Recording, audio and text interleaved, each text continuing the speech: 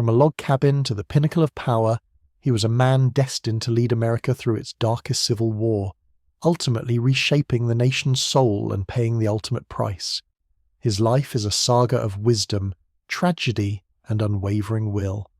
If this glimpse into Abraham Lincoln's extraordinary story intrigues you, and you want to know more about other great figures of our past, feel free to subscribe. Chapter 1: The Hardscrabble Beginnings. History has painted a portrait of the American frontier that feels soft around the edges. We see the cosy log cabin on the syrup bottle, the picturesque smoke curling from a stone chimney, and the boy destined for greatness swinging an axe with a smile on his face. But strip away the varnish of 2 centuries, and you are left with a terrifying, visceral reality. The wilderness of the early 19th century was not a playground. It was a predator. When Abraham Lincoln came into this world on a Sunday in February 1809, he didn't arrive in a land of opportunity, but in a hostile territory where the wind screamed through the chinking of a one-room shack. The Sinking Spring Farm in Kentucky was desolate, a place where the earth itself seemed reluctant to yield a harvest. Here, survival was a daily wager against the elements, and the stakes were always life and death. There was no romance in the dirt floor beneath his feet. There was only the cold damp that seeped into the lungs and the constant gnawing ache of an empty belly. To understand the man who would one day save the Union, one must first understand the boy who barely survived the forest. His father, Thomas, was a man of the soil, sturdy, illiterate, and hard as the hickory trees he felled. He knew the language of the axe and the plough, not the quill and the ledger. For young Abraham, childhood was not a time of play or wonder. It was a sentence of labour. By the time he was 6, he was already at war with the ancient hardwoods. Imagine the sound of the axe striking timber, hour after hour, day after day, the vibrations rattling the bones of a growing boy. This was a life of mud and manure, of calloused hands and aching backs. Thomas Lincoln was a man chasing survival, dragging his family from one patch of wilderness to another, always hoping that the next claim would be the one that paid off. But the land was unforgiving, and it demanded a toll in sweat and blood that the young Lincoln paid in full. The true test of their endurance arrived in 1816, when the family fled a sea of legal troubles in Kentucky for the untamed, shadowed woods of Indiana. If Kentucky was hard, Indiana was primitive. They arrived in winter, the season of dying. There was no cabin waiting for them. For those first brutal months, the future President of the United States lived in what was known as a half-faced camp. It was barely a shelter, 3 sides of rough logs, and an open face exposed to the roaring fire and the freezing night. Imagine sleeping there, huddled under animal skins, watching the eyes of wolves reflecting the firelight just beyond the clearing. The cold was a physical weight, pressing down on them, threatening to snuff out their fragile existence with every gust of wind. It was a feral existence, where the line between man and beast blurred in the struggle to see the sunrise. Then came the year the silence fell. 1818. Abraham was 9 years old. A mysterious sickness crept through the settlement of Little Pigeon Creek, an invisible assassin stalking the woods. They called it the milk sick. It was a biological weapon hidden in the undergrowth. The cattle would graze on white snake root, a plant innocuous in appearance but deadly in chemistry, and the poisoned trematol would concentrate in their milk. When Nancy Hanks Lincoln drank it, the reaction was catastrophic.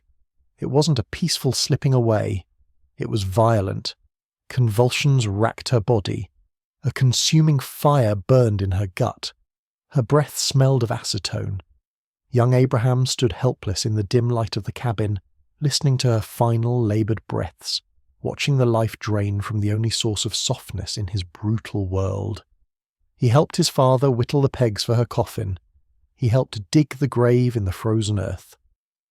At 9 years old, he was intimately acquainted with the finality of death, a shadow that would walk beside him for the rest of his days. The cabin grew dark and joyless. Thomas Lincoln, grieving and overwhelmed, drifted away from his son. The gap between them widened into a chasm, the father who demanded muscle, and the son who was discovering a dangerous new hunger. It wasn't a hunger for food, but for words. When Thomas returned from Kentucky a year later with a new wife, Sarah Bush Johnston, she brought with her a miraculous invention: civilization. She brought furniture, clean clothes, and most importantly, books. She saw something in the gangly, melancholy boy that his father refused to see. She saw a mind that was trying to escape the confines of the forest. She saw the spark of intellect fighting to breathe in a vacuum of ignorance. The legend tells us of Lincoln reading by firelight, and for once, the legend holds truth. But it wasn't a quaint pastime, it was an act of rebellion. After days spent splitting rails until his hands bled, Abraham would retreat to the hearth. It was a portal. In the flickering amber glow, while the wind howled outside like a banished ghost, Abraham wasn't in a drafty cabin in Indiana.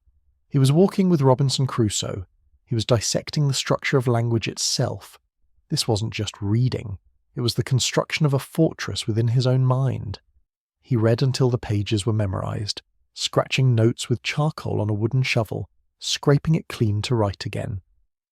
His father thought him lazy, a dreamer wasting time that could be spent clearing land.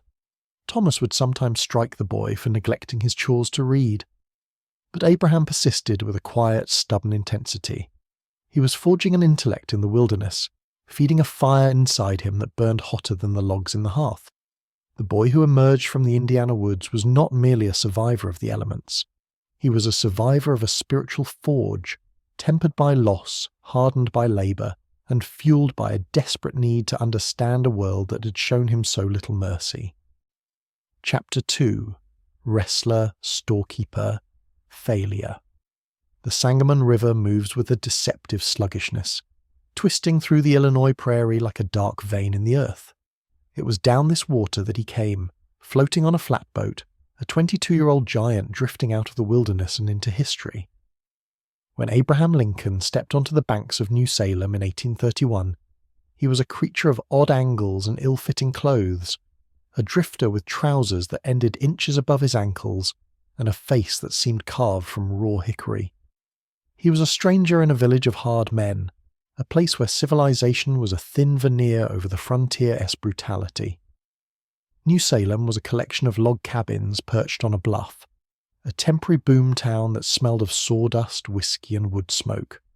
To the locals, he was an object of curiosity, a grotesque caricature of a man, towering at 6'4", thin as a rail, with arms that dangled like pendulums. But there was something in the eyes, deep-set and shadowed, that suggested a storm was brewing behind the awkward facade. He did not come as a conqueror. He came as a piece of driftwood, seemingly without purpose, taking odd jobs, piloting boats, and hauling lumber. Yet, beneath the surface of this aimless labourer, the forge mentioned in the previous chapter was still burning. He was watching, listening, and waiting for the moment to test the steel of his character against the world. In the rough hierarchy of the frontier, respect was not given to the literate, it was taken by the fist. New Salem lived under the shadow of the Clariess Grove Boys, a gang of rowdies who terrorized the settlement with a chaotic blend of malice and mirth.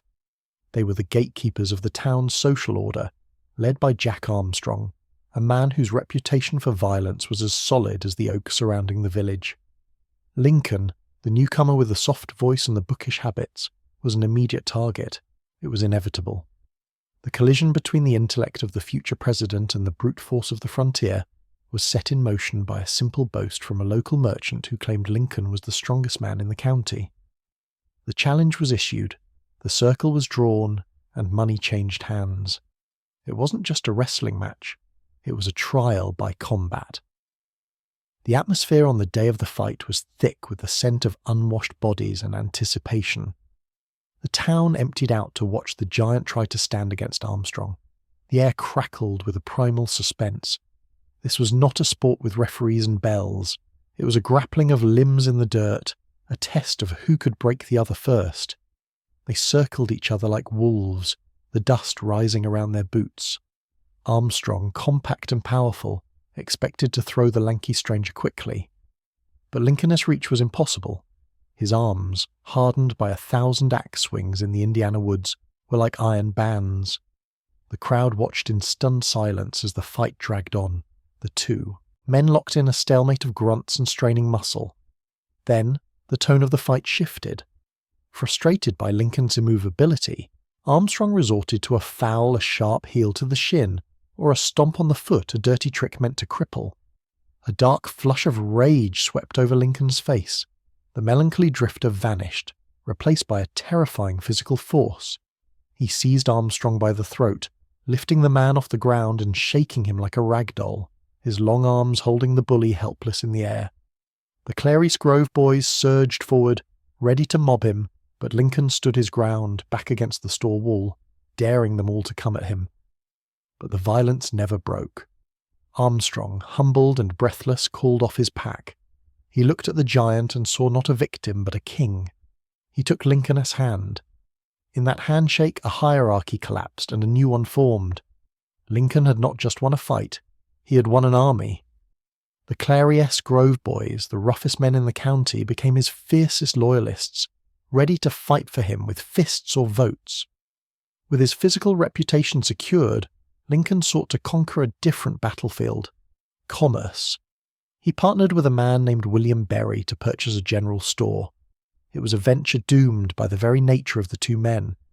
Berry was a man who consumed the inventory, drinking up the store's supply of whiskey, while Lincoln was a man who ignored the customers to devour the inventory of books.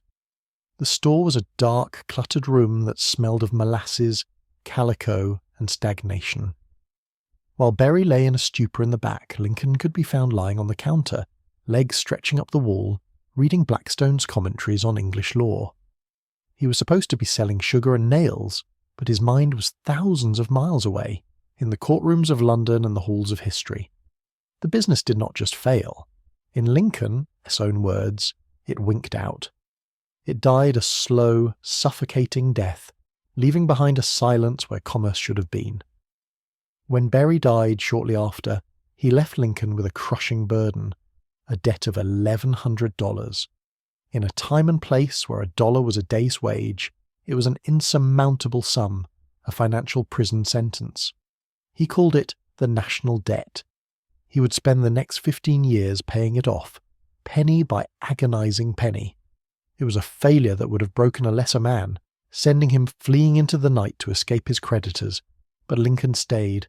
It was in the shadow of this failure that the legend began to take shape.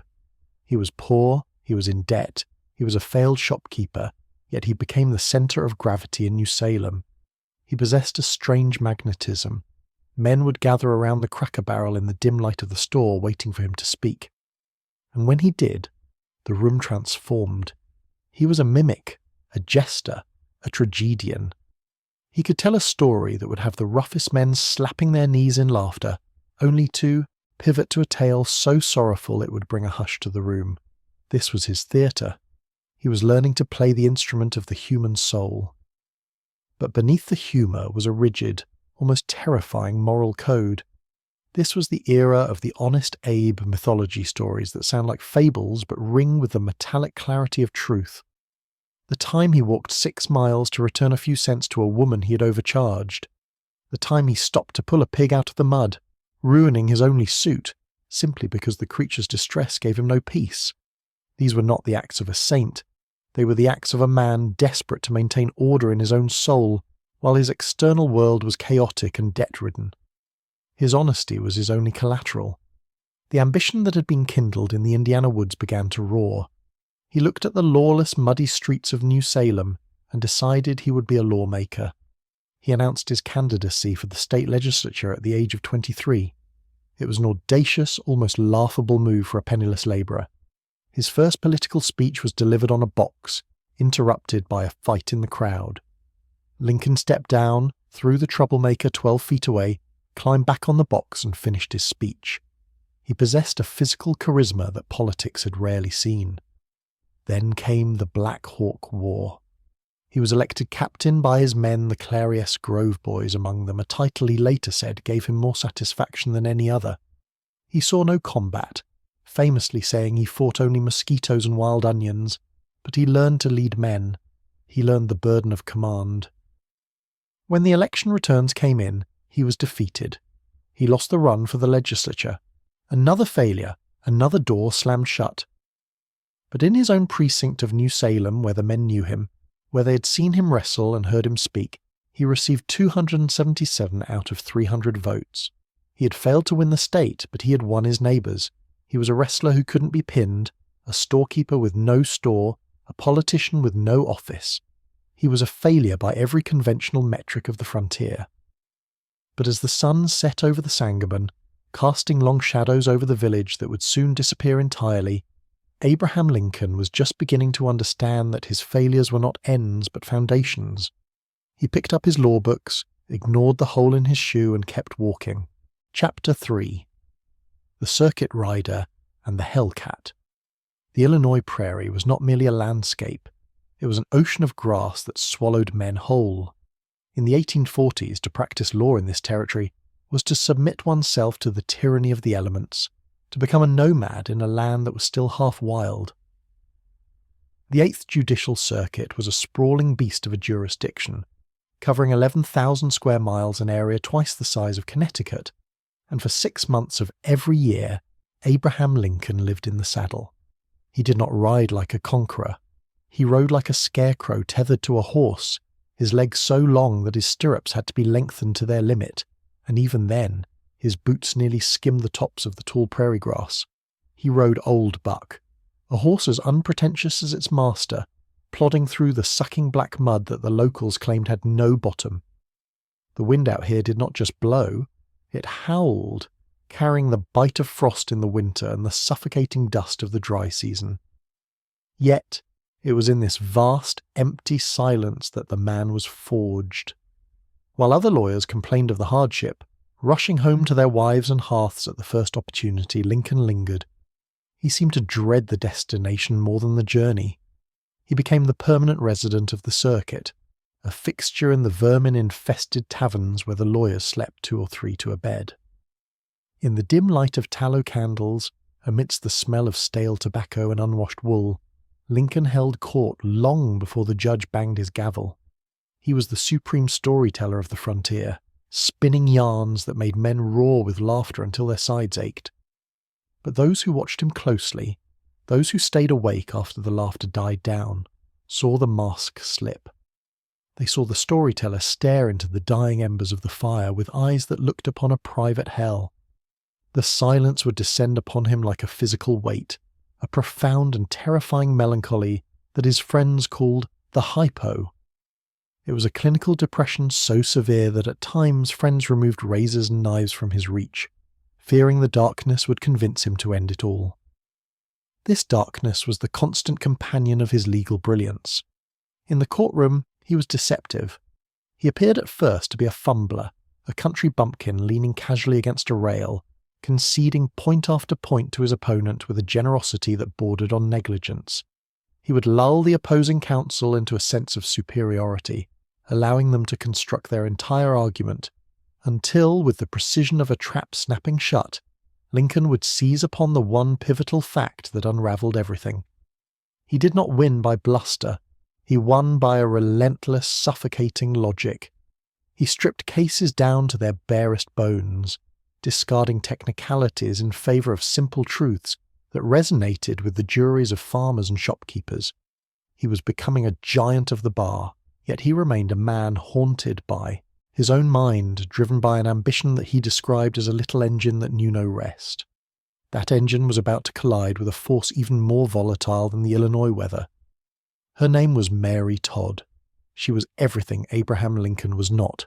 Short, plump, and impeccably educated, she hailed from the aristocratic slave-holding society of Lexington, Kentucky. She spoke French, she understood the intricate dance of high society, and she possessed a temper that could strip the bark off a tree. When she arrived in Springfield to live with her sister, she was the most eligible woman in town, courted by the likes of Stephen A. Douglas. Yet, inexplicably, her eyes landed on the rough-hewn giant with the ill-fitting trousers. It was a match that baffled the town. She was fire. He was ice. She was the establishment. He was the frontier. But they shared a secret language: ambition. Mary Todd did not want a husband who would simply provide. She wanted a husband who would rule. She famously remarked that she intended to marry the man who would become President of the United States. In Lincoln, beneath the melancholy and the rustic exterior, she saw the steel that others missed. Their courtship was a tempest. It was a series of breakups and reconciliations, fueled by her explosive jealousy and his paralyzing self-doubt. The tension culminated on what Lincoln would later call the fatal 1st of January, 1841. The details remain shrouded in the mists of gossip and legend. Did he leave her standing at the altar, or did he simply break the engagement in a fit of panic? The result, however, was undeniable. Lincoln plunged into a depression so deep that he ceased to attend the legislature. He secluded himself in the darkened room of his friend Joshua Speed, speaking of death, insisting that he had done nothing to make any human being remember that he had lived. He was a man broken by the weight of his own promise and the terror of intimate connection. For nearly 2 years the lovers remained estranged, 2 planets thrown out of orbit, until a mutual friend reunited them in a secret parlour. The spark, it seemed, had never been extinguished. On a sudden impulse, on a rainy November morning in 1842, Lincoln told his landlord, "I shall be married this evening." When asked where he was going, he replied with the grim humour of a man marching to the gallows, "To hell, I suppose." The marriage that followed was a domestic crucible. They settled into a house on 8th and Jackson Streets, a home that would become famous not for its tranquility, but for its noise. Mary was a woman besieged by her own demons, migraines, paranoia, and a terrifying volatility. She would chase Lincoln out of the house with a broomstick, screaming at him for feeding the children from his own plate, or answering the door in his shirt sleeves. She was the Hell Cat, a moniker Lincoln used with a blend of exasperation and affection. Yet, to paint her merely as a shrew is to misunderstand the fire that forged the president. She was his intellectual equal, his fiercest defender, and the only person who truly understood the scale of his dreams. When he sank into the mire of his depression, she was the goad that pricked him back to life.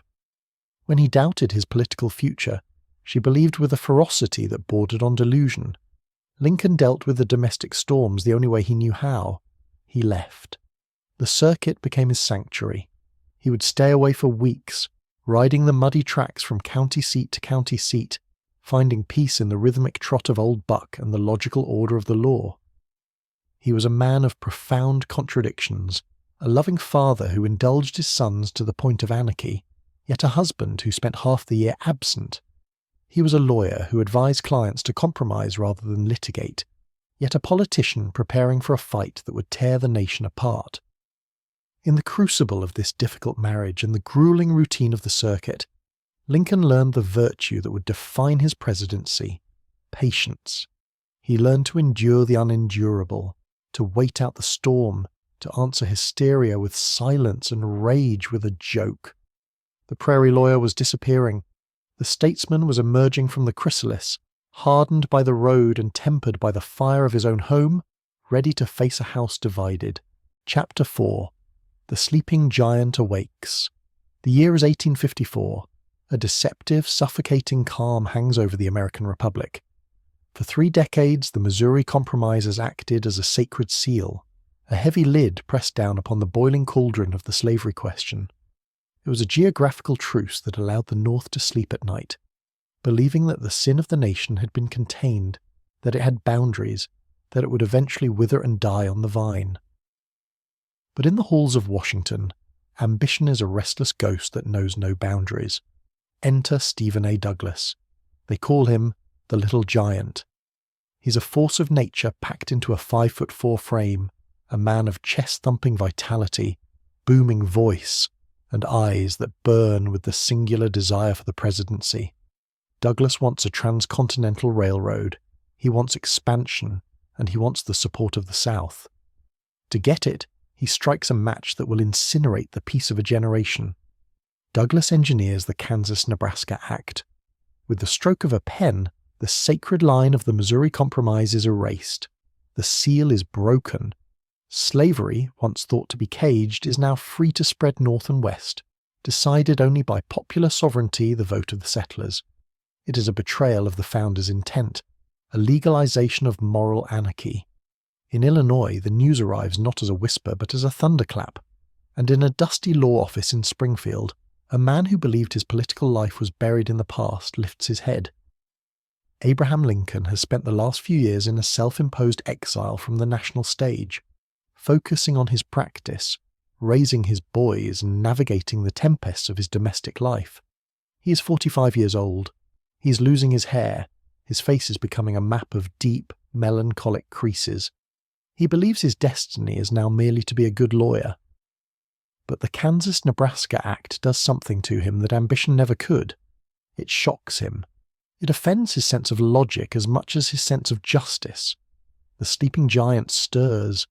He begins to haunt the state library, sitting for hours amid stacks of books, silent, brooding, researching the history of the founding fathers like a detective investigating a murder. When he finally emerges, the prairie lawyer is gone. In his place stands a man possessed by a terrifying clarity. He returns to the stump, but the jokes are fewer now. The anecdotes are sharper, wielded not to entertain, but to disarm. He shadows Douglas across the state, answering the little giant's speeches with a new ferocious eloquence. But the true transformation reveals itself in the summer of 1858. The Republican Party, a ragtag coalition of abolitionists and disaffected Whigs, nominates Lincoln for the United States Senate. On a sweltering June evening in Springfield, he stands before the convention to accept the nomination. He has shown his speech to a dozen friends beforehand. They all begged him to burn it. They told him it was political, suicide, that it was too radical, too dark, that it courted disaster. Lincoln listened, nodded, and then walked to the podium to deliver it exactly as written. He looks out at the sea of expectant faces, his voice initially high and reedy, trembling slightly before finding its iron resonance. A house divided against itself cannot stand. The words hang in the air like the tolling of a funeral bell. He does not promise immediate war, but he refuses to promise false peace. I believe this government cannot endure permanently half slave and half free. It is a prophecy that chills his supporters. They want a politician. He gives them a seer. He's framing the coming election not as a choice between two men, but as a choice between two futures. He is drawing a line in the moral sand that Douglas cannot simply step over. What follows is a spectacle unlike anything the nation has ever seen. Lincoln challenges Douglas to a series of debates, 7 face-offs in the 7 congressional districts of Illinois. Douglas, the incumbent senator, the celebrity, the heavyweight champion, reluctantly accepts. He has everything to lose, while Lincoln, the underdog, has only a name to gain. The debates become a travelling circus, a religious revival, and a prize fight rolled into one. The atmosphere is electric, thick with the smell of unwashed bodies, sawdust, roasting meat, and stale whiskey. They travel by train, by carriage, and by foot. Douglas travels in a private rail car fitted with a cannon that fires to announce his arrival, accompanied by a brass band and an entourage of admirers. Lincoln travels in the overcrowded passenger coaches, often curled up on a wooden bench, his long legs cramping, reading his notes by the light of a flickering oil lamp. When they arrive in the prairie towns, Ottawa, Freeport, Jonesboro, the populations explode. 10, 15, 20,000 people pour in from the countryside, standing for hours in the blistering sun or the freezing rain, desperate to hear the fate of the nation debated by these two titans. The visual contrast is almost comical. Douglas is meticulously dressed, ruffling his fine shirts, his face flushed with brandy and aggression. He paces the stage like a bulldog, barking, growling, using every trick of the demagogue. He races to paint Lincoln as a radical, a dangerous abolitionist who wants to destroy society and marry his daughter to a black man. He plays to the crowd's deepest, ugliest fears. Lincoln, by contrast, unfolds himself from his chair like a rusty pocket-knife. He wears a suit that seems too short for his limbs, his sleeves revealing bony wrists. He begins awkwardly, his voice shrill, his gestures angular. But as he warms to his subject, a strange transformation occurs. The awkwardness dissolves into a terrifying grace. He bypasses the fears of the crowd and speaks directly to their conscience. He dismantles Douglas' arguments with the precision of a surgeon. At Freeport, Lincoln sets a trap. He asks Douglas a question that forces the Little Giant to choose between his Southern supporters and his Illinois constituents. Douglas takes the bait, formulating the Freeport Doctrine. It saves his Senate seat, but Lincoln knows exactly what he has done. He has forced Douglas to utter words that will make it impossible for the South to ever support him for the presidency. Lincoln is playing the long game, sacrificing the battle to win a war he can only see in the distance. The grueling months on the circuit take their toll. Lincoln's voice grows raspy, his eyes sink deeper into their sockets. He's exhausted, stripping away the last remnants of his youth. When the votes are finally tallied in November, the result is a heartbreak. The archaic rules of the legislature mean that Douglas wins the Senate seat, even though Lincoln's party wins the popular vote. For a moment, the old darkness threatens to return. He tells a friend he feels like the boy who stubbed his toe it hurt too bad to laugh, and he was too big to cry. He walks the muddy streets of Springfield, a defeated man once again. But in the mysterious alchemy of history, this defeat is merely a crucible. The transcripts of the debates stenographed and printed in newspapers across the country have escaped the prairies of Illinois. They're being read in New York parlors, in Boston coffee houses, and in the plantation homes of the Deep South. People are asking, who is this prairie logician who cornered the great Stephen Douglas? Who is this man who speaks of slavery not as a policy, but as a poison? Lincoln thinks he has slipped into obscurity, but he has actually stepped onto the national stage. The invitation arrives from New York, the Cooper Union. The sleeping giant is fully awake now, and the East is calling. He packs his ill-fitting suit, says goodbye to Mary, and boards a train toward the rising sun, unknowingly riding toward the presidency and the apocalypse. Chapter 5. The Dark Horse of 1860. The snow was falling in New York City when the tall stranger from Illinois unfolded his legs and stood at the lectern of the Cooper Union. The gaslights hissed above him, illuminating a face that many in the Eastern press had described as grotesque, a visage carved from rough granite. The audience, filled with the intellectual elite of Manhattan, adjusted their spectacles, expecting a rustic comedy act. Instead, they received a dissection of constitutional law so surgical, so undeniably logical, that by the time Abraham Lincoln sat down, the room was vibrating. He had walked into the lioness den of William Seward as home turf, and walked out a conqueror. But a speech is not a nomination, and admiration is not power.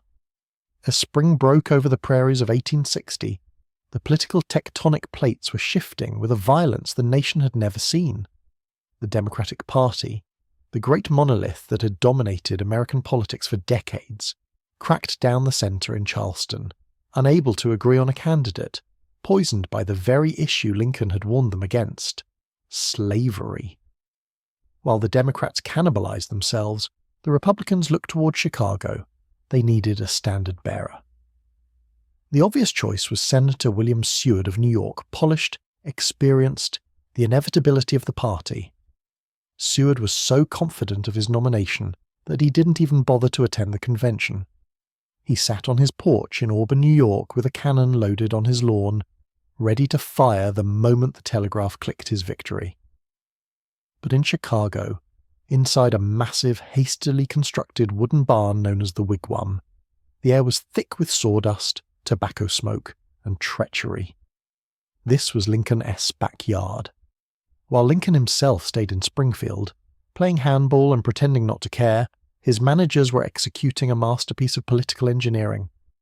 Led by the corpulent and cunning Judge David Davis, Lincoln S.'s team wasn't interested in idealism. They were interested in arithmetic. The Wigwam was a pressure cooker holding 10,000 screaming partisans. The acoustic volume was weaponized. Men fainted from the heat and the noise.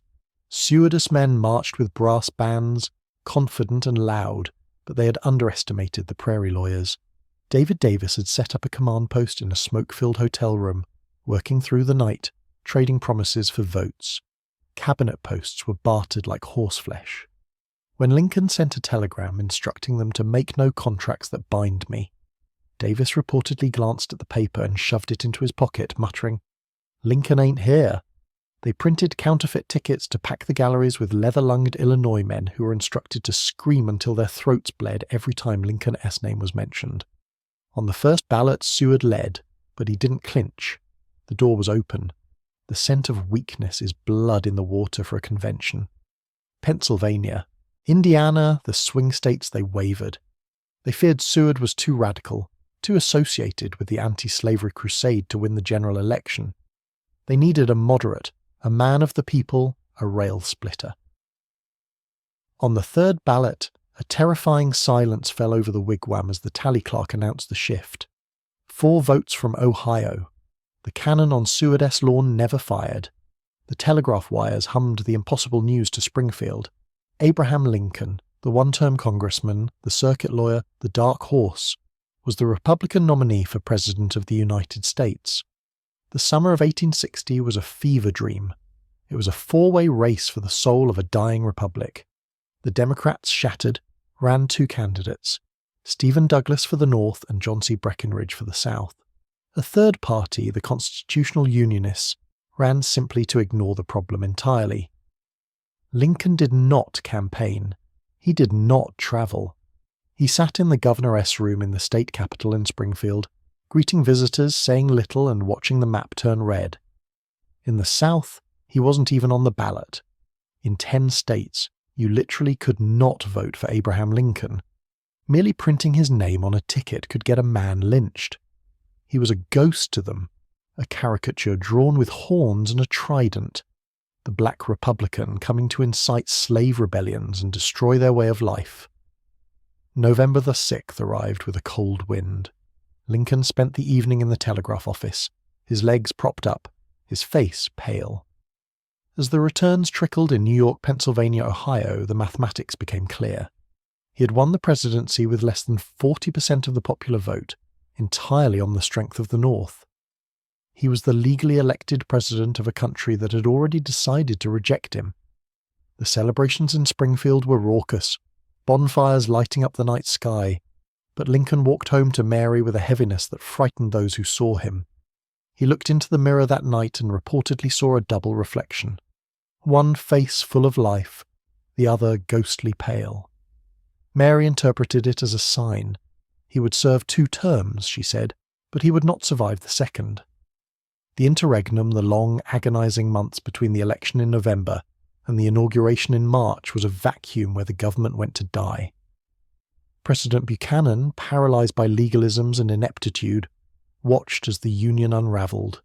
South Carolina left first, joyfully, defiantly. Then Mississippi, Florida, Alabama, Georgia, Louisiana, Texas. They seized federal arsenals, forts, and custom houses. The American flag was hauled down and replaced with the palmetto, the pelican, the Lone Star. In Springfield, Lincoln was besieged.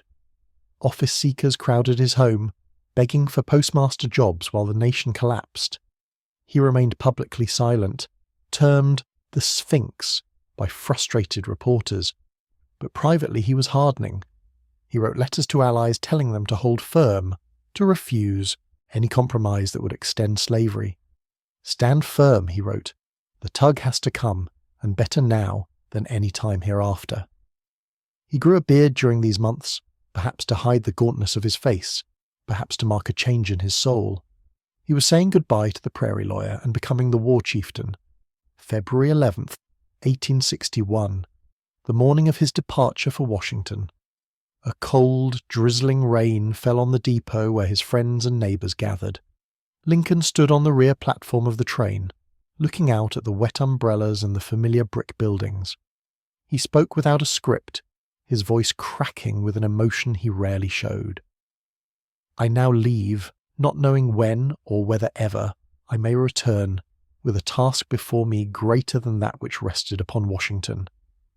The whistle shrieked, the steam hissed, and the train lurched forward, carrying him toward the east and toward the fire.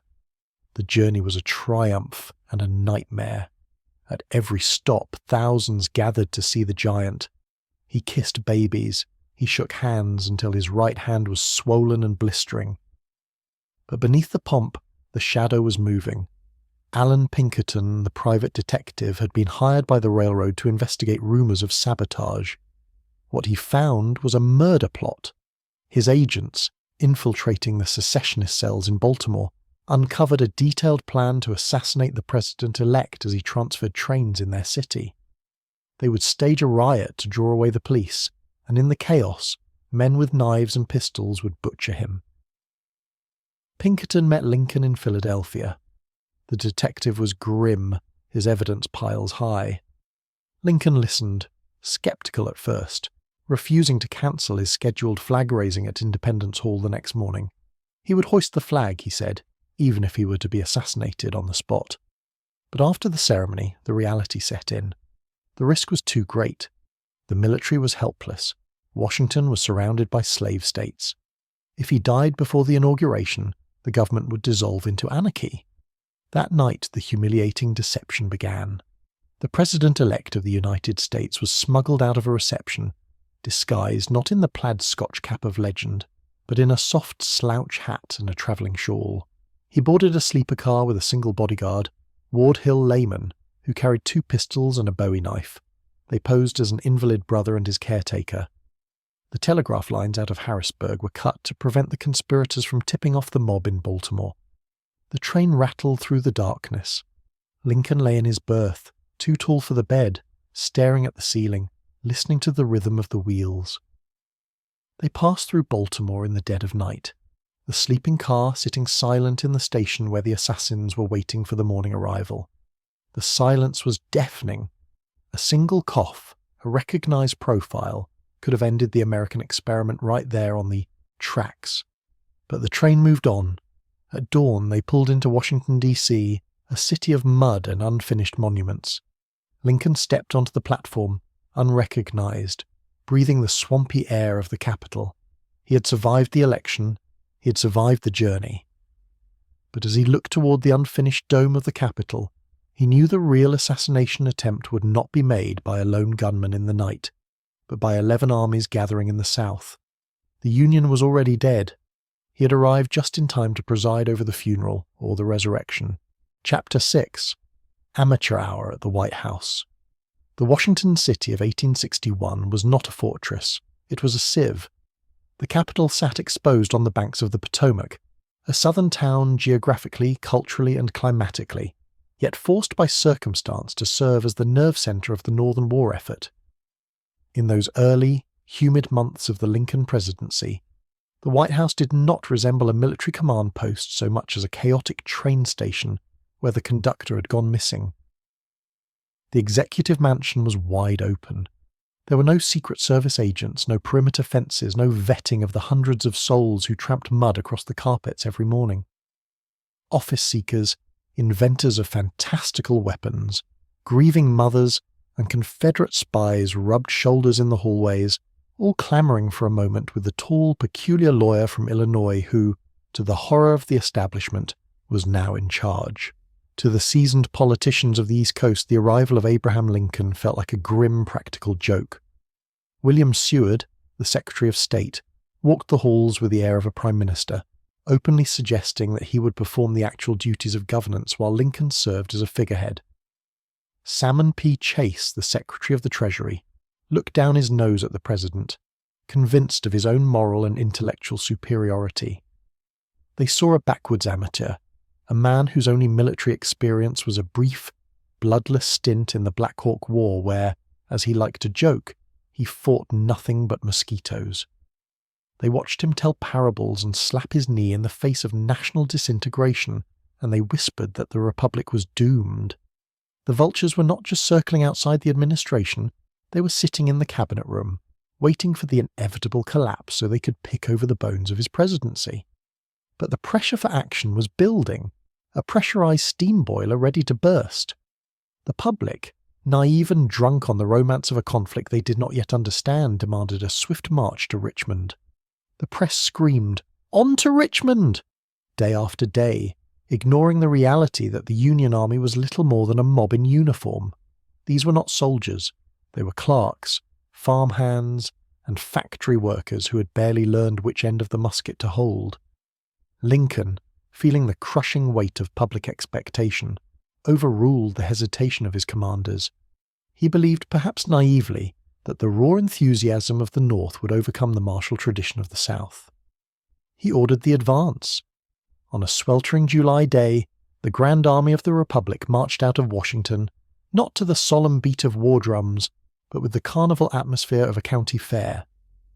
The catastrophe at Bull Run would serve as the first brutal lesson in the education of the president. It was a surreal nightmare.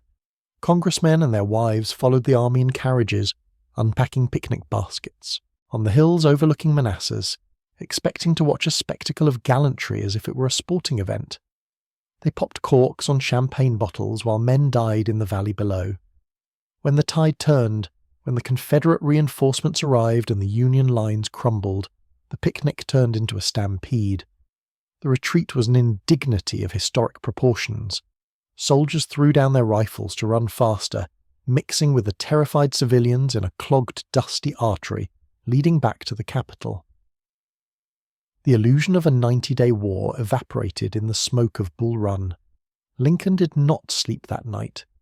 He lay on a sofa in the cabinet room, listening to the accounts of the disaster, his long limbs folded, his eyes staring into a darkness that seemed to have no bottom. Into this vacuum of leadership stepped George Brinton McClellan. If Lincoln was the amateur, McClellan was the consummate professional, or at least he looked the part.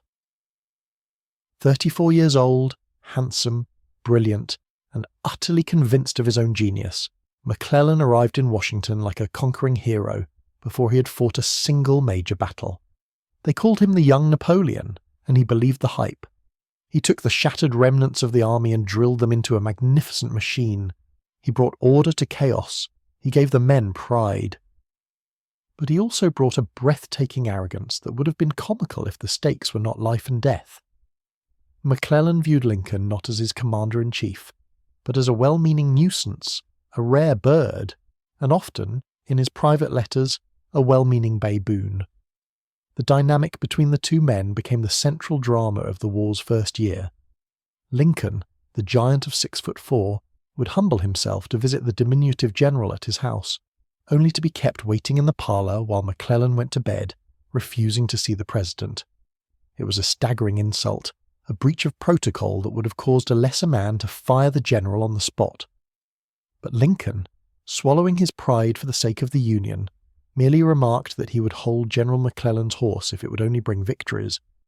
But victories did not come. McClellan built a beautiful army and then refused to use it. He claimed he was outnumbered, hallucinating phantom Confederate divisions where there were none, demanding more men, more guns, more time. The silence on the Potomac grew deafening. The amateur hour was evolving into a stalemate of professional incompetence. It was in the long, hollow nights of that first winter that the transformation began. Lincoln realized that he could not rely on the experts. The West Point generals were fighting a war of maneuvers and positions, a gentleman's war while the nation was bleeding to death. The lawyer from Springfield, who had never commanded more than a company of unruly volunteers, began to visit the Library of Congress. He checked out the seminal works of military strategy Clausewitz, Jomini, Halleck. He stayed up until the grey light of dawn, devouring treatises on logistics, ballistics, and topography. He began to teach himself the terrible arithmetic of war. He approached the conflict not with the rigidity of a soldier, but with the logic of a litigator. He studied the maps until the rivers and rail lines of the South were burned into his retina.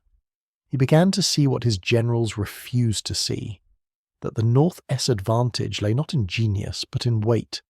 The math was on his side, if only he could find someone willing to spend the currency of human lives.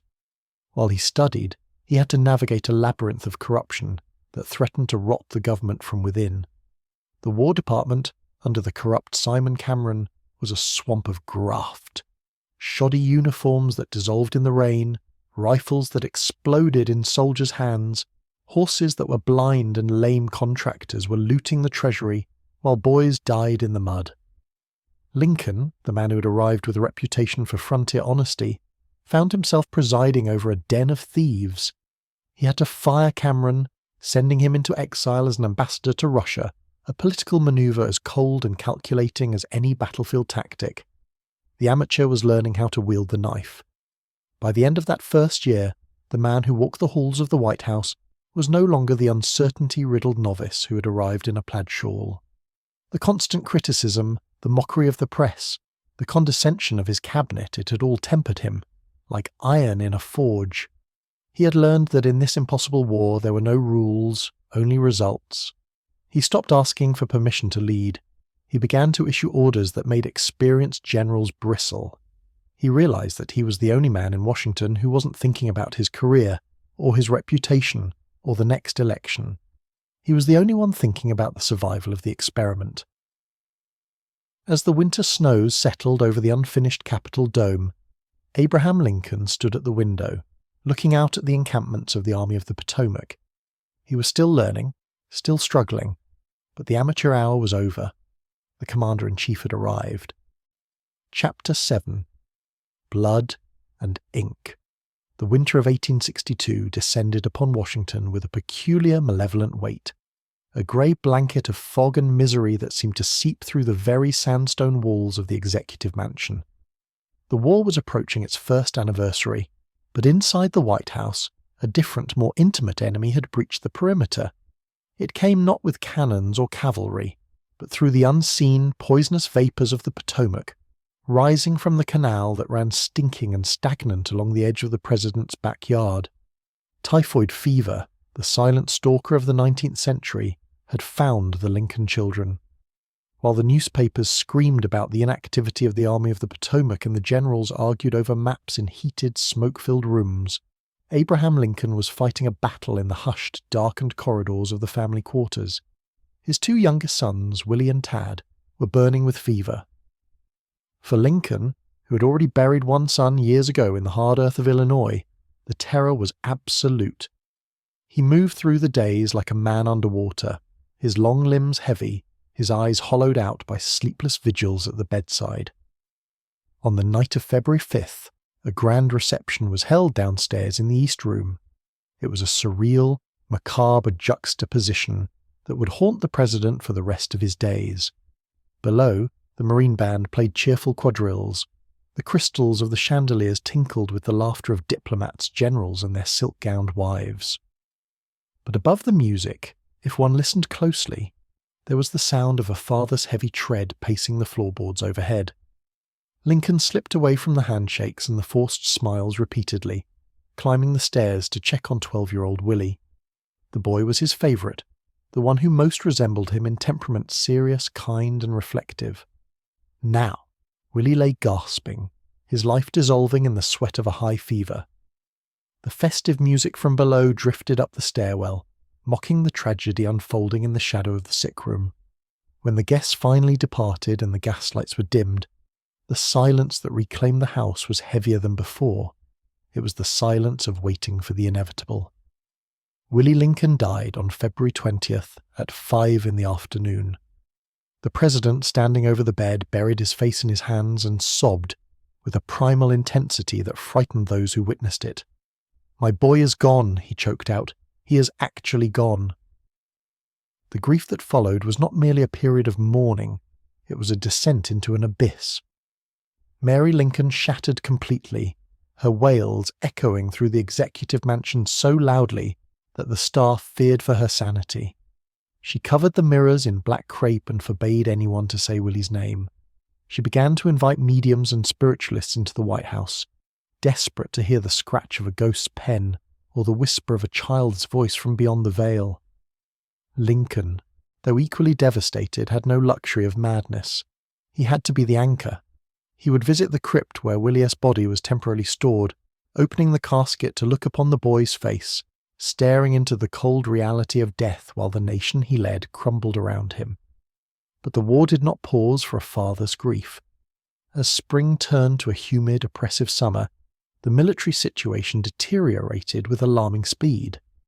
General George McClellan, the young Napoleon who sat on his horse so magnificently, refused to fight with the same vigour. The Union armies were stalled, bogged down in the mud of the peninsula, while Robert E. Lee, a general of terrifying audacity, took command of the Confederate forces. The casualty list began to grow, Shiloh had already shocked the nation with its butchery, and the mood in Washington turned venomous. Lincoln, walking the halls at night, realized that the old war, the war simply to preserve the Union as it was dead. It had died with Willie. The South was using its enslaved population to dig trenches, grow food, and build fortifications, freeing up every white male to shoot at Union soldiers. To fight the rebellion while protecting the institution that fueled it was madness. A new, darker resolve began to harden in Lincoln's heart. He realized he had to strike at the very root of the tree. He began to write. He did not do it in the Oval Office, but often in the telegraph room of the War Department, a short walk from the White House. There, amidst the clatter of the telegraph keys bringing news of skirmishes and defeats, Lincoln sat at a borrowed desk wrapped in a grey shawl, dipping his pen into the inkwell. He was drafting a legal document, dry and precise in its language, but revolutionary in its intent. It was a secret he kept even from his closest advisers. He was wrestling with the Constitution, stretching his war powers to their absolute limit. He was preparing to seize human property from the enemy. On a carriage ride in July, he finally hinted at it to two members of his cabinet who stared at him in stunned silence. They realized then that the prairie lawyer was proposing to overturn 2 centuries of American history with a single sheet of paper. When he finally presented the preliminary draft to his full cabinet on a sweltering July day, the room went cold. The boldness of the move was terrifying. Secretary of State Seward, the astute politician, offered a crucial piece of advice. He warned Lincoln not to issue the proclamation now, while the Union armies were retreating and demoralized. "It will be viewed," Seward whispered, "as the last shriek on the retreat. It would look like desperation, an attempt to incite a slave rebellion because the Union could not win on the battlefield." Seward was right. Lincoln had to wait. He folded the document and placed it in a drawer. He needed a victory, just one victory to give the decree the weight of command rather than the cry of despair. And so the president waited while the summer burned away, and the Confederate Army of Northern Virginia crossed the Potomac, invading Maryland. The answer to Lincoln's prayers, if one could call it that, arrived in September along the banks of Antietam Creek. It was the single bloodiest day in American history. The sensory horror of Antietam is difficult to comprehend. In a space of 12 hours, over 23,000 men were killed or wounded. The cornfield, once standing tall and gold in the autumn sun, was mowed down as if by a scythe, but the scythe was bullets, and the harvest was bodies. The sunken road, thereafter known as Bloody Lane, became a trough of death, filled so deep with corpses that soldiers had to walk upon them to advance. The smoke was so thick that men fired blindly into the grey haze, guided only by the muzzle flashes of the enemy. General McClellan, with a copy of Lee's lost orders in his pocket, managed to halt the Confederate advance, but he refused to pursue and destroy Lee's battered army. It was a draw, tactically, but strategically, it was enough. Lee retreated back to Virginia. The invasion was stopped. 5 days later, on September 22, 1862, Lincoln called his cabinet together again. The mood was strange. The president started by reading a humorous story from a book by Artemus Ward, causing some secretaries to shift uncomfortably in their chairs. Then, his face grew grave. He told them he had made a covenant with his Maker that if the rebels were driven out of Maryland, he would issue the proclamation. The time had come. He opened the drawer and retrieved the document. The preliminary Emancipation Proclamation was released to the world. It was an ultimatum. The South had 100 days to return to the Union, or on January 1, 1863, all persons held as slaves within the rebellious states would be then, thenceforward, and forever free. The reaction was an explosion of fury and confusion.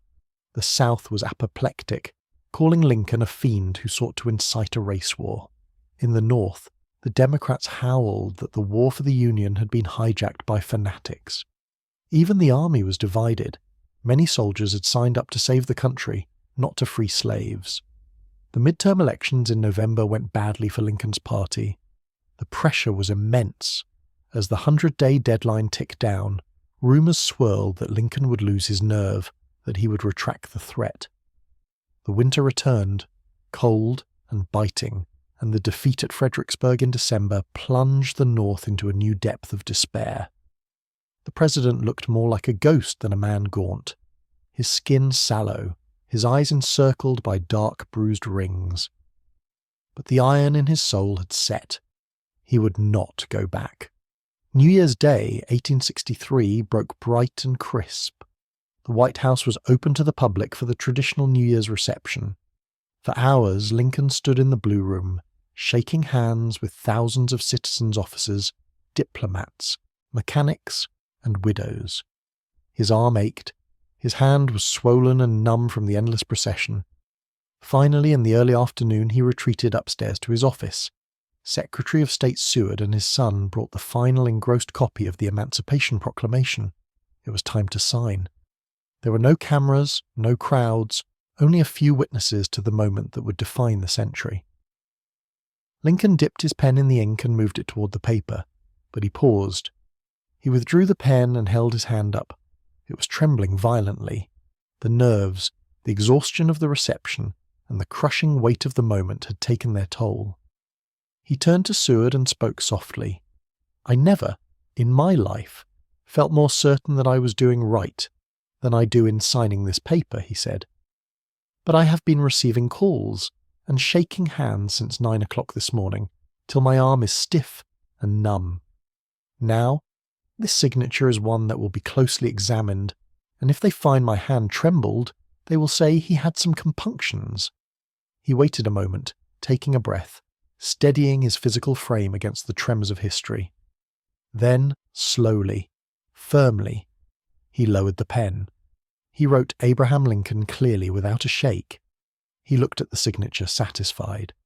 "That will do," he whispered. With that ink, the war changed. It was no longer a political dispute.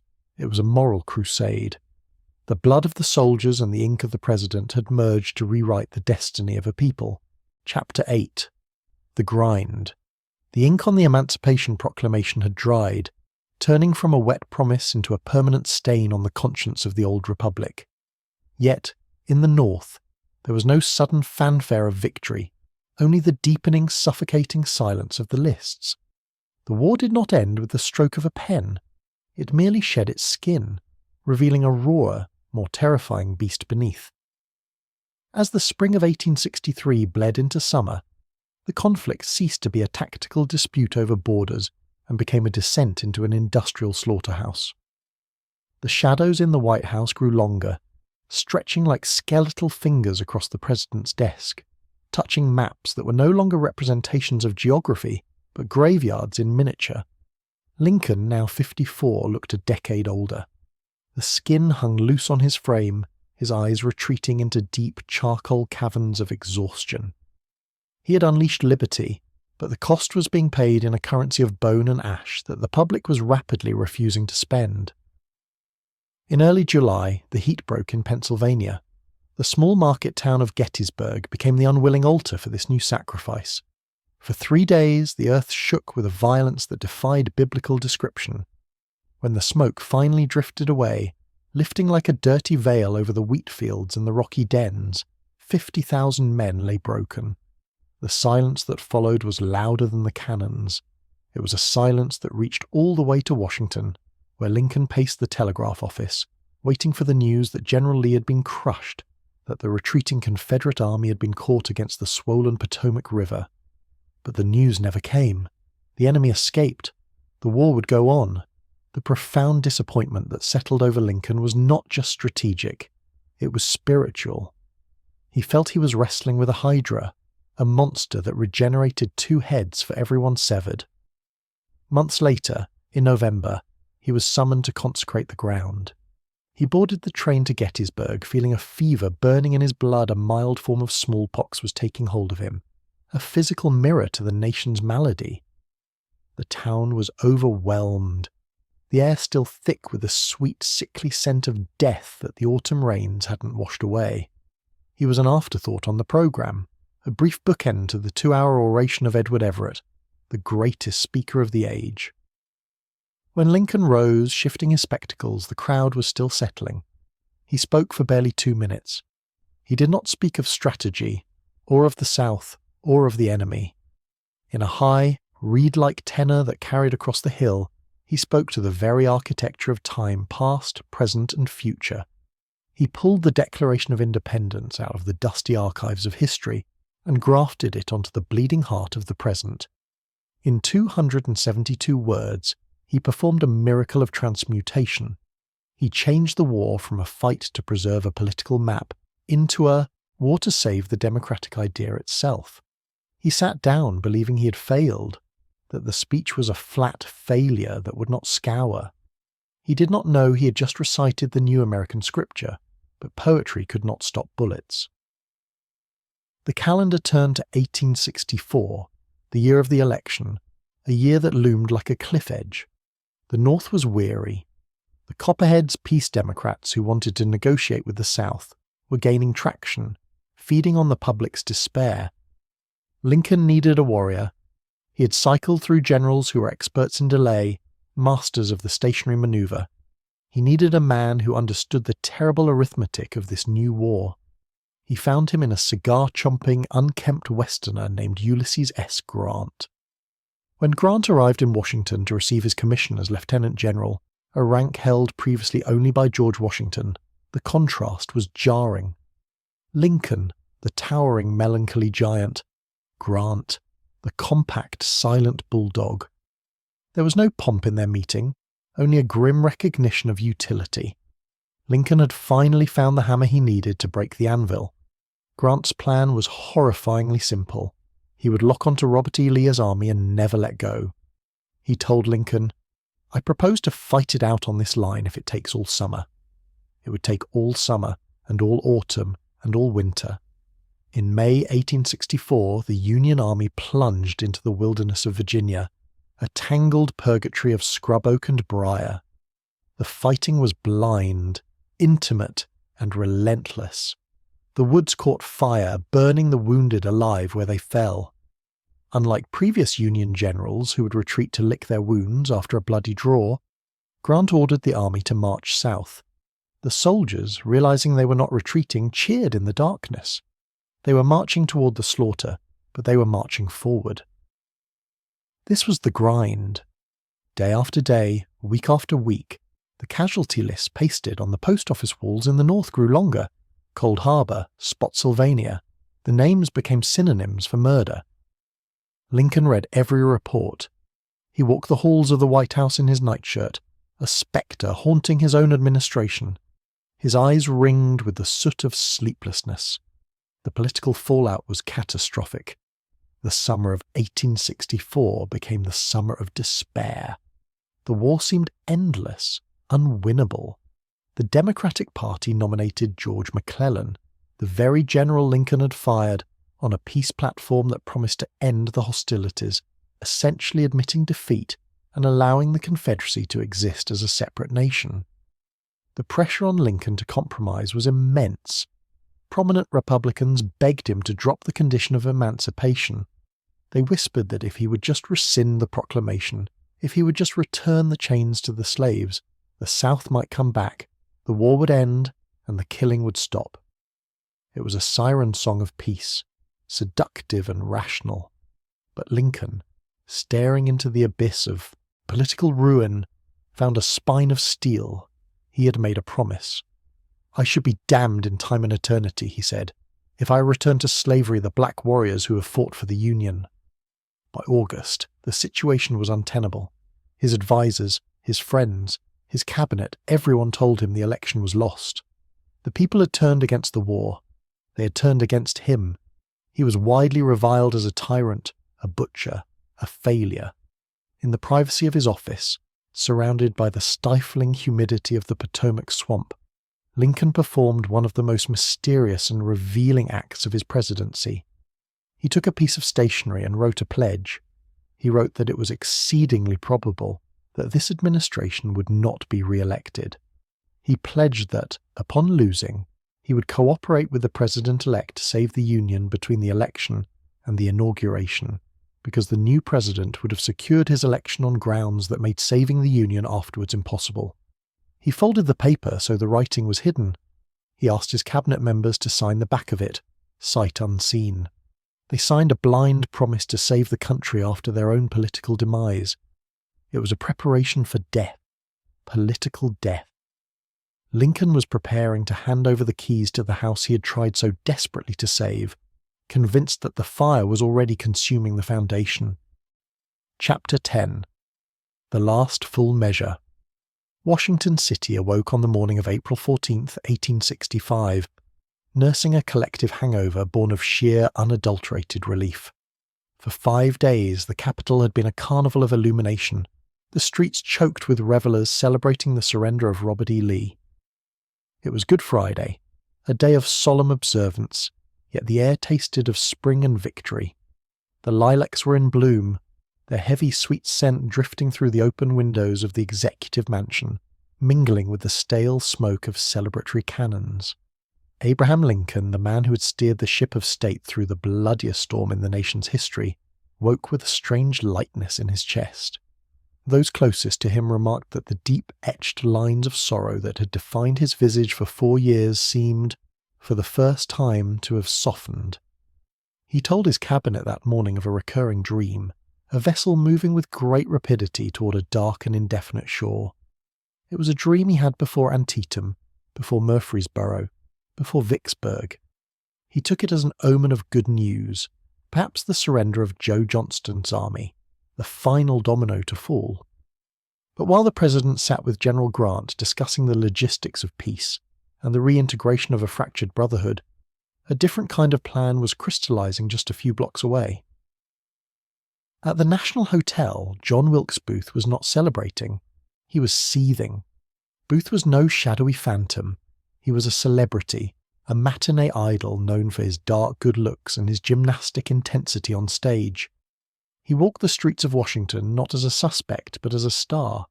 Yet, beneath the velvet lapels and the polished boots, his mind had curdled into a fanaticism that bordered on madness.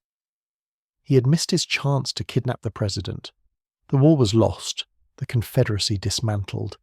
In his deluded calculus, only one act remained, a grand, theatrical gesture of vengeance that would decapitate the Union government in a single night.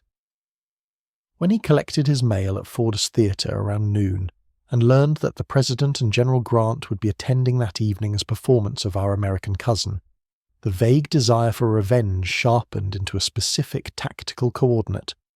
The stage was set. The clock began to tick. The afternoon sun cast long golden shadows as Abraham and Mary took a carriage ride through the Navy Yard. It was a private interlude, a rare moment of intimacy in a marriage often strained by the pressures of war and the grief of losing 2 sons. Abraham seemed reflective, almost wistful. He spoke of the future with a tenderness that Mary had not heard in years. He talked of returning to Illinois, of practicing law again in a quiet country town, perhaps even travelling across the ocean to see the Holy Land. "Mary," he said, his hand resting gently on hers, "we have had a hard time of it since we came to Washington, but the storm is over, and with God's help we shall now have some happy days." It was the plea of a man who had carried the weight of the world and was finally tentatively setting it down. He did not know that he was speaking his own eulogy. As they returned to the White House, the shadows stretched longer, swallowing the light. The evening brought complications. General Grant and his wife, citing a desire to visit their children in New Jersey, bowed out of the theatre engagement. The president, though tired and reluctant, felt a duty to the public. He had become the face of the Union survival, and the people wanted to see him. They invited Major Henry Rathbone and his fiancée Clara Harris to join them. The carriage ride to Ford's Theatre was short, the streets still muddy from spring rains. When the presidential party arrived, the play was already underway.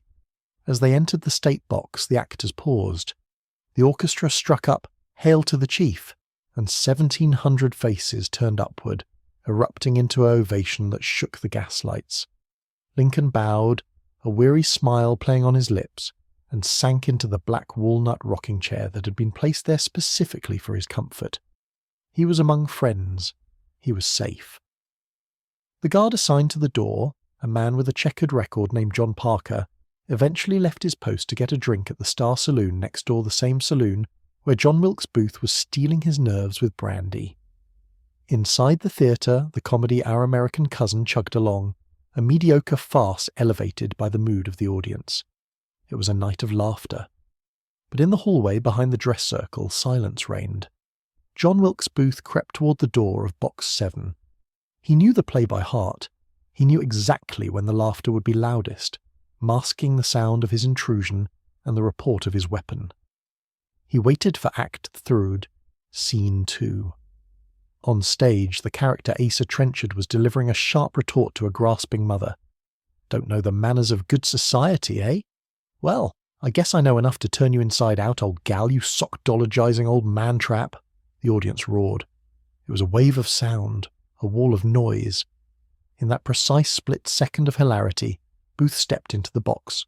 He held a single-shot Derringer pistol in his right hand and a dagger in his left.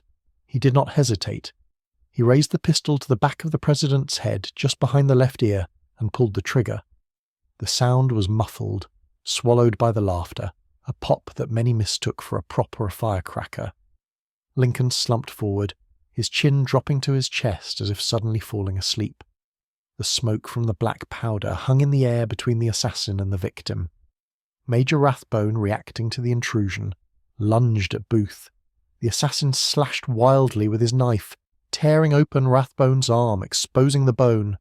Then, in a moment of bizarre theatricality, Booth vaulted over the railing of the box, catching his spur on the decorative treasury, flag that draped the front. He landed awkwardly on the stage, the fibula in his left leg snapping with a sickening crack.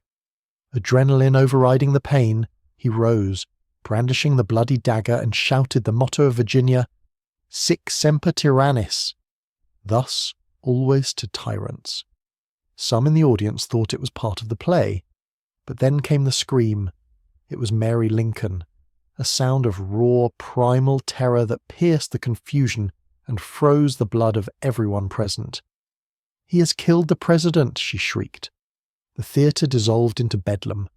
Chaos consumed the hall. Men stormed the stage. Women fainted. A young army surgeon, Dr. Charles Leal, fought his way to the presidential box. He found Lincoln paralyzed, struggling for breath, his pulse barely palpable. Leal laid him on the floor, searching for the wound, initially thinking he had been stabbed. When his fingers found the small, bloodless hole behind the ear, he knew the truth. "His wound is mortal," Leal pronounced. It was impossible to move him back to the White House. The ride over the cobblestones would kill him instantly. So they carried the tall, unconscious form of the 16th president out into the street. A soldier cleared the way with a sabre. Across the muddy road, a man signalled with a candle from the doorway of a boarding house owned by a tailor named William Peterson. They carried Lincoln into the narrow hallway and laid him diagonally across a bed that was too short for his frame. The room was small, the wallpaper peeling, the air thick with the smell of damp wool and blood. This humble, rented room became the centre of the American government. The night dragged on, an eternity of rain and dread. Outside, the sky opened up, a cold rain washing the streets where crowds gathered in silent vigil. Inside, the cabinet assembled. Secretary of War Edwin Stanton, the Iron Man of the administration, took command, turning the back parlour into a field headquarters. He issued orders, launched the manhunt for Booth, and took testimony, all while the president's breathing grew ragged and stertorous. News arrived that Secretary of State William Seward had also been attacked in his home, his face slashed by another conspirator. It was a decapitation strike, a coordinated effort to destroy the Union leadership. But the government held. Stanton held. In the back room, Mary Lincoln wept inconsolably, her cries echoing through the house, until Stanton, in a moment of cold mercy, ordered her removed to the front parlour. He needed quiet. He needed to prepare the nation for the dawn. At 7:22 a.m. on April 15th, 1865, the struggle ended. The labouring chest became still. The look of pain that had marked Lincoln's face in those final hours seemed to smooth away, leaving a countenance of absolute peace. Dr. Leal folded the president's hands across his chest. The room was silent, save for the sound of the rain against the windowpane and the ticking of a pocket watch. Edwin Stanton, tears streaming. Down his cheeks into his beard broke the silence with an epitaph that would ring through history. Now he belongs to the ages. In that moment, the man was gone, and the myth began. The politician who had been vilified, mocked, and hated by half the country was instantaneously transmuted into a secular saint, the martyr of liberty who had died to make men free. The journey home to Springfield was a reverse of the journey he had taken to Washington 4 years earlier. The funeral train wound its way through the heart of the North, passing through cities draped in black crepe. Millions stood by the tracks day and night, in rain and sun, just to catch a glimpse of the coffin. They burned bonfires and sang hymns. It was an outpouring of grief unlike anything the world had ever seen. But as the train rolled west, returning the prairie lawyer to the soil that made him, the reality of his loss began to settle upon the nation. The South, which had cheered his death, would soon learn that they had lost their best friend, the one man with the political capital and the human grace to oversee a reconstruction tempered by mercy. The North had lost its moral compass. Abraham Lincoln left behind a complex legacy, one that resists simple categorization. He was the great emancipator who moved slowly on slavery, the savior of the Union who suspended habeas corpus, the man of peace who presided over the deadliest war in American history. In death, he became a vessel for the nation's projected hopes and sorrows, a figure almost divine in the American pantheon. Yet, to view him only as a marble statue is to diminish the magnitude of his achievement. His greatness lay not in perfection, but in his capacity for growth, his ability to absorb the agony of a nation and transmute it into a new birth of freedom. He was the last casualty of the Civil War and its final victor. As the train lowered him into the earth at Oak Ridge Cemetery, the Union was whole, the chains were broken, and the experiment of democracy had survived its fiery trial. The man was dust, but the light he kindled would burn as long as there were people to remember. Chapter 9. Malice Toward None. The political death Lincoln had prepared for did not come. The blind memorandum, signed in the dark desperation of August, became a relic of a future that never happened. He had survived the election of 1864. The people had voted not just for the man, but for the war to continue until the bitter end. Yet, as the winter winds of 1865 whipped through the muddy, unpaved avenues of Washington, a new and terrifying urgency seized the president. He possessed a mandate, yes, but he knew the fickleness of political will. The Confederacy was crumbling, its armies starved and ragged, its territory shrinking by the hour. Peace was visible on the horizon, shimmering like a mirage, and that was the danger. Lincoln knew, with a lawyer's precise and cynical understanding of human nature, that the moment the guns fell silent, the moral fervour of the North would evaporate. If the war ended before slavery was dead in the Constitution, the Emancipation Proclamation might be discarded as a mere wartime measure, a legal fragility that the courts would shatter in peacetime. To save the Union, he had stretched the Constitution. To save the soul of the nation, he now had to rewrite it. The target was the 13th Amendment. It had already passed the Senate but had died in the House of Representatives the previous year. Now Lincoln needed to resurrect it. He needed a 2/3 majority in a House that was still populated by the very men who had lost their seats in the recent election, lame ducks, bitter and adrift, waiting for their terms to expire in March. The clock was his enemy. He had until January 31st. If the measure failed now, the new Congress wouldn't meet until December, months after the war likely would have ended. Slavery would survive the war, and the oceans of blood spilled would be rendered a mockery. So, the man known as Honest Abe authorized a campaign of backroom maneuvering that would have made a ward boss blush. He unleashed William Seward and a band of shadowy lobbyists' men with no official title, but heavy purses to prowl the hotels and taverns of Washington. They were hunting for Democratic votes. They were hunting for men whose consciences, or perhaps their future employments, were for sale. It was a subterranean war, fought not with bayonets but with patronage. Postmasterships in obscure towns, clerkships, promises of federal appointments, these were the ammunition. Lincoln himself did not touch the money, but he touched the men. He summoned wavering representatives to the White House, fixing them with those deep, melancholic eyes, recounting stories, and then, with a grip of iron, laying out the reality of their situation. He was asking them to commit political suicide for the sake of a race they did not respect, for a cause they had fought against. He was asking them to betray their party to save their country's honour. The tension in the Capitol was suffocating. Rumours of separate peace commissioners from Richmond arriving to negotiate an end to the war threatened to derail the vote. If the Democrats knew peace was at hand, they would never vote for the amendment. Lincoln, holding the telegrams that confirmed the commissioners were indeed en route, ordered them detained outside the city. He crafted a message to the House that was technically true but spiritually deceptive, buying the few critical hours needed for the roll call. On the afternoon of January 31st, 1865, the galleries of the House were packed to the rafters. The air was thick with the smell of damp wool, tobacco, and fear.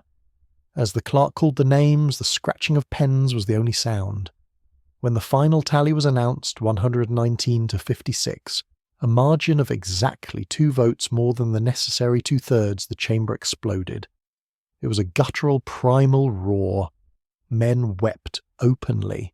Members embraced across the aisle. In the gallery, women waved handkerchiefs, and the thunder of cannons began to boom across the city, shaking the windows of the executive mansion where Lincoln waited, the architect of a miracle wrought from the clay of political sin. He had secured the future, but the present was still bleeding. Weeks later, on March 4th, the sky over Washington was a bruised purple, dumping rain upon the crowds gathering for the second inauguration. The mud was ankle-deep, a sludge that seemed to threaten to swallow the city whole. But as Lincoln stepped out onto the east portico of the Capitol, the clouds parted. A sudden brilliant shaft of sunlight struck the iron dome now finely completed, topped with the Statue of Freedom, and illuminated the tall, gaunt figure at the podium. He looked decades older than the man who had arrived 4 years prior.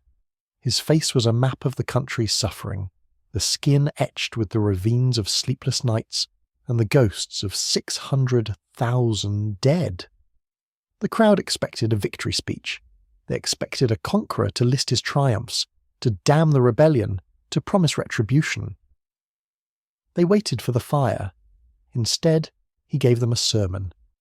In a high, clear voice that carried over the wind, he refused to claim God for the North. The Almighty has his own purposes, he said. He suggested, with a theological daring that bordered on the terrifying, that this terrible war was perhaps divine punishment upon both North and South for the American sin of slavery. He spoke not of vengeance, but of shared guilt. Fondly do we hope, fervently do we pray, that this mighty scourge of war may speedily pass away, he intoned, the words hanging in the damp air like a prophecy.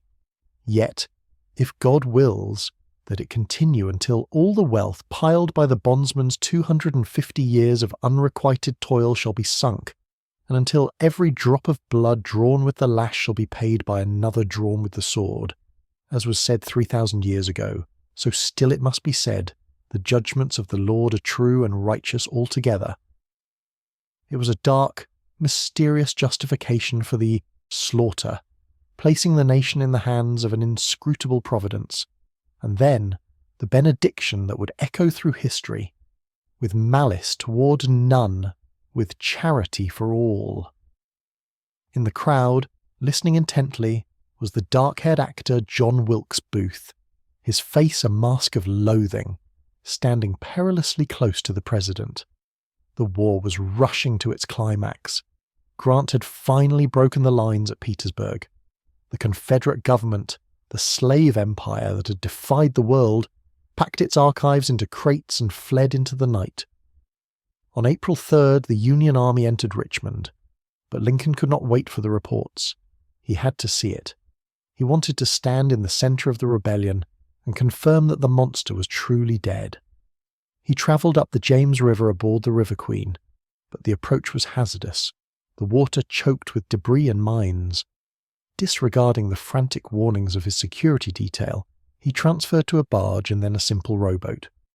There was no conquering army to escort him, no cavalcade of horses. Just 12 sailors, a few officers, and the President of the United States walking into the burning capital of the enemy. The city was an inferno. Retreating Confederates had torched the tobacco warehouses, and the smoke blotted out the sun.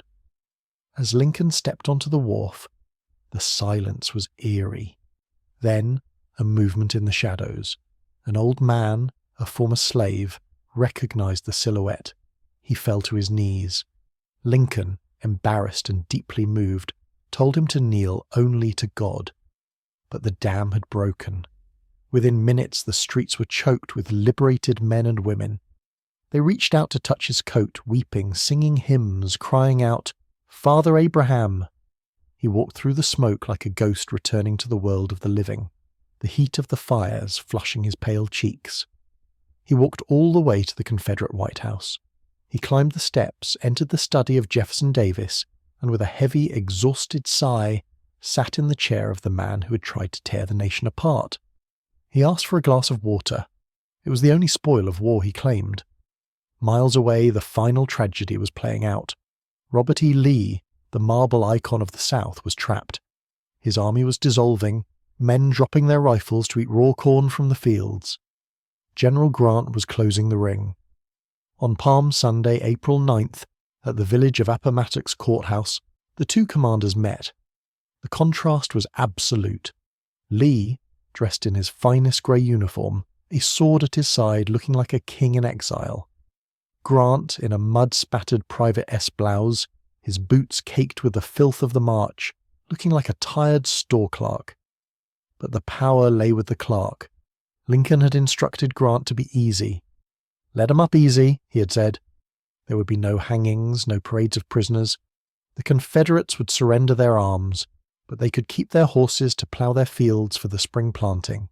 They would be paroled and sent home. When Lee rode away, Grant's staff began to cheer.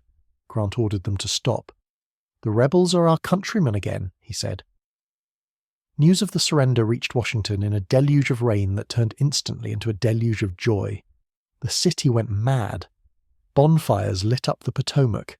A crowd surged onto the White House lawn, baying for the president. Lincoln appeared at the window, the candlelight flickering behind him. He looked down at the sea of faces, the faces of a people who had survived the apocalypse. He did not make a speech of triumph. He asked the band to play a song. "I have always thought Dixie was one of the best tunes I've ever heard," he said, a playful smile touching his lips. "Our adversaries over the way attempted to appropriate it, but I insisted yesterday that we fairly captured it." The band struck up the rebel anthem, the notes bouncing off the pillars of the executive mansion.